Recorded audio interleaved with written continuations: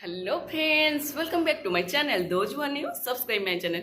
आपण मैंने जमी देखिपे मो मुंडे लगी तिलक। तो गाइज मुझे गाधी सारे आ फटाफट मैं रेडी मुझे पूजा सारिदेली सांगे सांगे ए जानते टाइम के 6:30।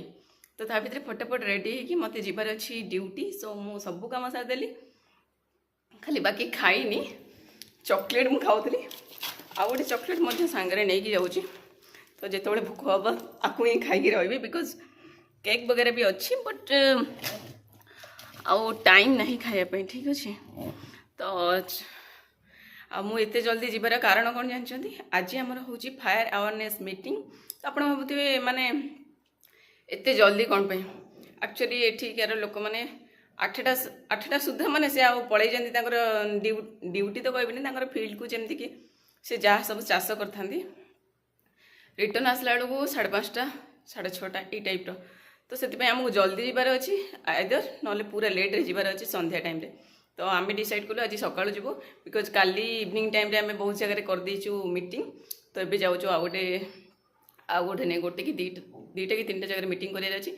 सो आउ लेट करेंगे। अलरेडी भाई मैंने मोर वेट कर अलरेडी 5 मिनिट्स लेट हो गए। सो बेस लेट कले भल नहीं टाटा। सो गाइज जमती कि आपण मैंने देखिपे आम गोटे बहुत ही ज्यादा सुंदर गाँव में जाकि पहुँच जाइए आठी जाकि देखी सूर्योदय बिकज आम एत सका जाइए सूर्य ही उदय होते ये सूर्य उदय हो सारापर सबू गाँव लोक मैंने मेट हो जाते आम करूँ से मीटिंग। ये भाई आम मीटिंग सारी आम आउ गोटे जगह मीटिंग करने जाइए आम रिटर्न आसाइल बिकज बहुत ही ज्यादा भोक करूला मत। मुझे जस्ट आसिक रूम रे पहुँचली।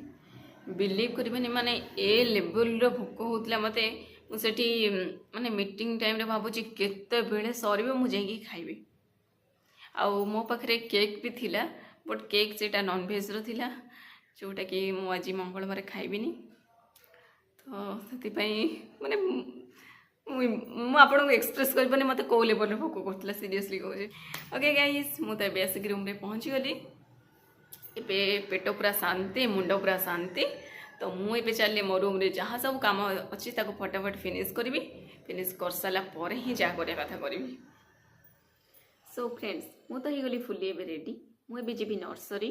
तो नर्सरी को जीवा पूर्व मो सांगे ये धरदे बहुत सारा जिनस जमती कि नर्सरी सेमती समथिंग रजिस्टर वगैरह ता सहित मोर किसी इम्पोर्टाट नीडेड वाला बुक नोट्स तो मो सांगे नहीं जाऊँगी जोटा कि मोर जस्ट मु 2 मिनिट्स या 3 मिनिट्स भितर पहुँची नर्सरी बिकज मोर नर्सरी बहुत ही ज़्यादा पाखे।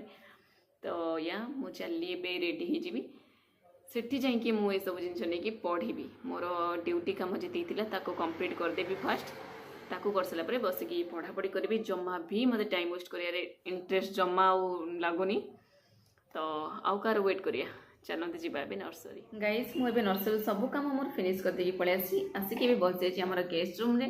तो मु चलि मु जहाँ बही आनी बसिक पढ़ापढ़ी करी। आ रहा मु आज ये बुक आनी ओडिशा जीके रो बुक। तो मु ओडिशा जीके एक्चुअली मुझे जस्ट हापाचार्डली ओडिशा जीके ही पढ़ी पूरा फुल ओडिशा जीके मु पढ़ीनी। जमती कि आपण मैंने देखुए वीडियो मानक जस्ट MCQ वगैरह आसे मुझे MCQ ही माने पढ़ी कि जस्ट सेमती ही जहाँ मो माइंड रे अच्छी। बट एबे मु भावुची नाई मते ओडिशा जीकेटा फुल माने कवर करियर अच्छी। सो मुझे पूरा माइंड रे सेट करिछि कि मते ओडिशा जीके ही कवर करियर अच्छी। ओडिशा जीके मु पढ़ी आ ता सहित टिके मैथ रीजनिंग भी मते देखियार अच्छी बिकज मैथ रीजनिंग रे जदि टच न रहिबो प्रैक्टिस न रहिबो से पूरा हे जो गायब। तो जोटा कि मोर ऑलरेडी हो सारी।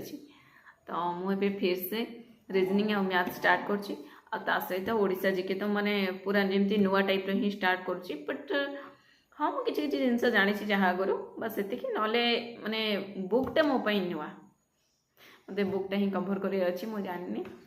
तो एमती देखा गले 360 पेज आदर अच्छी सारी भी 100% सारी भी।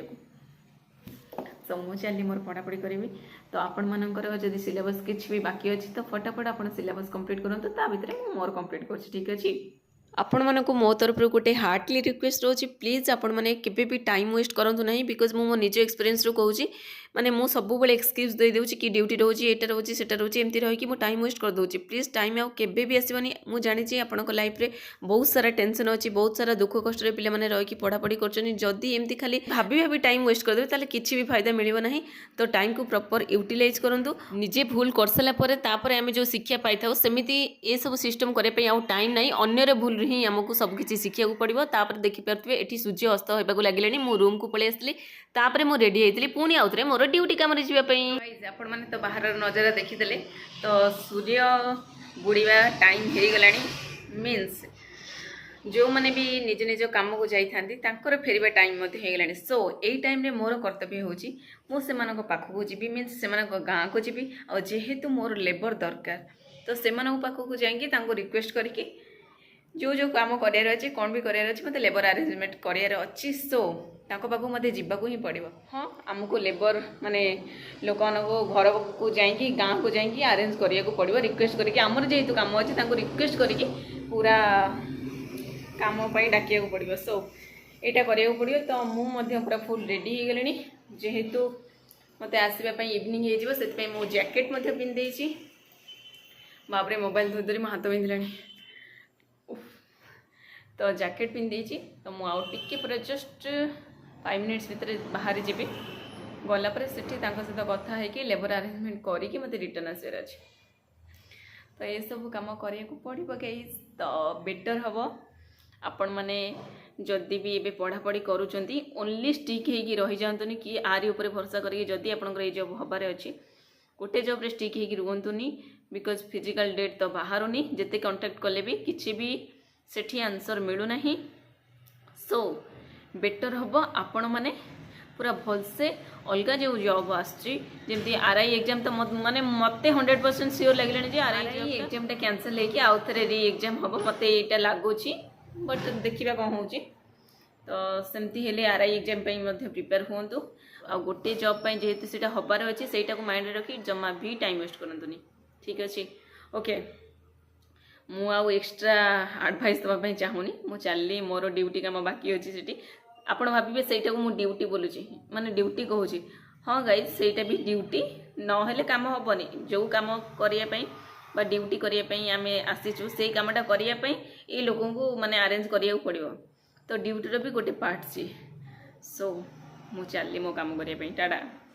ଆଉ ତାପରେ ମୁଁ ଦେଖନ୍ତୁ ଯାଇକି ପହଞ୍ଚି ଯାଇଥିଲି ଗଦଗଦା ୱାଟରଫଲ୍ ପାଖରେ। ଗାଇଜ୍, ମୁଁ ସେଇ ପାଖ ଗାଁକୁ ଯାଇଥିଲି ଯେହେତୁ କ'ଣ ପାଇଁ ଆଉ ସେଠି ଯାଇକି ମାନେ ମିସ୍ କରିଦେବି ଏଇ ପ୍ଲେସ୍କୁ ନ ଯାଇକି। ତ ମୁଁ ସେଇ ପ୍ଲେସ୍କୁ ଯାଉ ଯାଉ ମୋର ହେଇଯାଇଥିଲା ମନ ଦୁଃଖ। ଯେମିତିକି ଆପଣମାନେ ଦେଖିପାରୁଥିବେ ସେଠି ଝରଣା ଝରୁନଥିଲା। ବିକଜ୍ ଏପଟ ସାଇଡ଼୍ରେ ମାନେ କ'ଣ ସିଷ୍ଟମ୍ କରିଥିଲେ, ସେପଟ ସାଇଡ଼୍ରେ ପାଣି ନଥିଲା, ଏଠି ବହୁତ ଆମାଉଣ୍ଟର ପାଣି ଆସୁଥିଲା। ତ ଦେଖିକି ବହୁତ ହି ଜ୍ୟାଦା ଖୁସି ଲାଗିଥିଲା। ଆଉ ଏଠି ଦେଖିପାରୁଥିବେ ଏଠି ଯେଉଁ ମା ଜଣକ ଅଛନ୍ତି ତ ତାଙ୍କୁ ଆଉ ଜଣେ କୁନିମା ଜଣେ ଥିଲେ, କୁନିମା ଆଲାଇମା, ଏଇ ଦୁଇ ଜଣଙ୍କୁ ନେଇକି ମୁଁ ଯାଇଥିଲି ମନ୍ଦିର ବୁଲିବା ପାଇଁ। ମନ୍ଦିର ଆକ୍ଚୁଆଲି ତ ସେଇ ଇଭିନିଂ ଟାଇମ୍ରେ ବନ୍ଦ ଥିଲା, ବଟ୍ ଲୋକଙ୍କର ଭିଡ଼ କେବେ ବି ସେଠି କମ୍ ନାହିଁ। ତ ଯେମିତିକି ଆପଣମାନେ ଦେଖିପାରୁଥିବେ ଏଇ ଯେଉଁ ଝରଣା, ମୁଁ ଇଚ୍ ଆଣ୍ଡ ଏଭ୍ରି ଡେ ଯଦି ମୁଁ ଆସିବି ମାନେ ଗଦଗଦା ୱାଟରଫଲ୍ ଆପଣଙ୍କୁ ସେଇ ଫଲ୍ଟା ଦେଖିବା କଥା ଦେଖେଇବି। ବିକଜ୍ ମାନେ ୱାଟରଫଲ୍ ମୋର ଗୋଟେ ମାନେ ୱିକନେସ୍। ତ ୱିକନେସ୍କୁ ଆଉ କିଛି କରିପାରିବିନି। ତ ଆପଣମାନେ ବାଧ୍ୟ ଦେଖିବା ପାଇଁ। ତ ଏଠି ଦେଖନ୍ତୁ ଆମର କୁନିମା ଆଲାଇମା କେତେ ଖୁସିରେ ପୁରା ଉପରକୁ ଯାଉଛନ୍ତି। ତାଙ୍କ ସାଙ୍ଗରେ ମୁଁ ଆଜି ଉପର ପାର୍ଟକୁ ମଧ୍ୟ ଯାଉଥିଲି। ଆପଣମାନେ ଦେଖିପାରୁଥିବେ ସେ ଦୁଇ ଜଣ କେତେ ଖୁସି ଅଛନ୍ତି। ତାଙ୍କ ଦୁଇ ଜଣଙ୍କୁ ଦେଖିକି ମାନେ ଏତେ ଖୁସି ଦେଖିକି ମୋତେ ବି ବହୁତ ହି ଜ୍ୟାଦା ଖୁସି ଲାଗୁଥିଲା। ବିକଜ୍ ସେମାନେ ଆଉ ଗୋଟେ କଥା, ସିଏ ନା ମାନେ ମୋ ସହିତ ସ୍କୁଟିରେ ବସିକି ଯାଇଥିଲେ ତ ସେ ଆହୁରି ଜ୍ୟାଦା ଖୁସି ଥିଲେ। ତ ସେମାନଙ୍କୁ ଦେଖିକି ମୋତେ ପୁରା ବହୁତ ହି ଜ୍ୟାଦା ଖୁସି ଲାଗୁଥିଲା। ତ ଏଠି ଦେଖିପାରୁଥିବେ ଆପଣମାନେ କୁନିମା ଆମର କେମିତି ପୁରା ଡେଇଁକା ଯାଉଛନ୍ତି। ବିକଜ୍ ତାଙ୍କର ମୁଁ ଭିଡ଼ିଓ କରୁଥିଲି ଆଉ ତାଙ୍କୁ ସେଇଟା ବି ବହୁତ ହି ଜ୍ୟାଦା ଖୁସି ଲାଗୁଥିଲା। ଖାଲି ସେ ଫଟୋ ଉଠାଉଥିଲେ, ଭିଡ଼ିଓ କରୁଥିଲେ। ତ ଏଠି ଦେଖନ୍ତୁ ପୁରା ମସ୍ତ ନଜାରା। ତ ମୁଁ ଏଇ ନଜାରାକୁ କେବେ ବି ମିସ୍ କରିବା ପାଇଁ ଚାହୁଁନି। ତ ପ୍ଲିଜ୍ ଆପଣମାନେ ଏଇ ଇମେନ୍ସ ସାଉଣ୍ଡଟା ପ୍ଲିଜ୍ ମୋ ସହିତ ଶୁଣି ନିଅନ୍ତୁ ନା, ପ୍ଲିଜ୍ ମୋ ପାଇଁ। ଓକେ ଗାଇଜ୍, ଦେଖନ୍ତୁ ଏଠି ମୁଁ ମଧ୍ୟ କିଛି ଆଉ ମାନେ ଏଇ ମୋମେଣ୍ଟକୁ ୱେଷ୍ଟ କରିବା ପାଇଁ ଚାହୁଁନଥିଲି। ତ ମୁଁ ମଧ୍ୟ କିଛି କ୍ଲିପ୍ ବଗେରା ନେଇଯାଇଥିଲି। କିଛି ପୁରା ମେମୋରେବଲ୍ ଫଟୋଜ୍ ମଧ୍ୟ ସେମାନଙ୍କ ସହିତ ମୁଁ ଉଠାଇଥିଲି, ଯେଉଁଟା ବହୁତ ହି ଜ୍ୟାଦା ଖୁସି ଲାଗୁଥିଲା। ଏଠି ଯେଉଁ ଟ୍ରେନ୍ ଲାଇନ୍ ଭଳିଆ ଲାଇନ୍ ଅଛି, ଆ ଉପରେ ଚଢ଼ିକି ଲୋକମାନେ ଯିଏ ଉପରକୁ ଯିବା ପାଇଁ ଚାହୁଁଥିଲେ ସେମାନେ ତା ଉପରେ ଉପରକୁ ଚଢ଼ିକି ଯାଉଥିଲେ। ବଟ୍ ମୁଁ ଯିବା ପାଇଁ ଚାହୁଁନଥିଲି, ମୋତେ ବହୁତ ହି ଜ୍ୟାଦା ଡର ଲାଗୁଥିଲା। ଏଠି ଆମର କୁନିମାକୁ ଦେଖିକି ଆପଣ ଜଷ୍ଟ ମାନେ ଅନ୍ଦାଜ ଲଗାଇ ପାରୁଥିବେ ସେ କେତେ ଖୁସି ଥିଲେ। तांकु देखि देखि मोर मूड मध्य पूरा खुश हो जाइଥିଲା बिकॉज किछि समय पई मोर मध्य आज डेट टी टिके ऑफ ऑफ लागुଥିଲା सेति पई आमे पळे जाइतिलु मंदिर मु आसलेनी 6:10-15 हो जाइଥିଲା तो मु पळे आसी रूम को आसिकी संध्या मध्य दे देली गाइस आज डेटा सीरियसली मतलब पूरा माने वेल स्पेंड डेट थिला सीरियसली बेले बेले माने किछि रीजन थाए कि किंबा न थाए विदाउट रीजन तो मन दुख हुए नहीं शुणी बट मोर बेले बेले विदाउट रीजन भी मन दुख हो जाए तो सेमती किसी आज थिला तो मु ड्यूटी सहित मोर से माने जो मान को नहीं जाइए से माँ मान को लेकिन पूरा मंदिर बुलिक आसले सीरियसली मत पूरा शांति लगला दिल को पूरा सुकून पहुँची गला गाड़ी से बोधे टायर चेंज कर समथिंग माने साउंड शुणी पारे मो दिन राति पूरा यही साउंड रे पहुँची सो फ्रेंड्स वीडियो को एंड करिया पूर्व मु आपण मानक पई नहीं आसी क्यूट सा रोजेस तो आपण मानको को कलर रोजेस पसंद आसे तो आपण माने सेही कलर रो हार्ट मते सेंड करे पई जम्मा भी भूलिबनी देखा बा आपण मानक साथ नेक्स्ट ब्लॉग रे tata love you bye bye.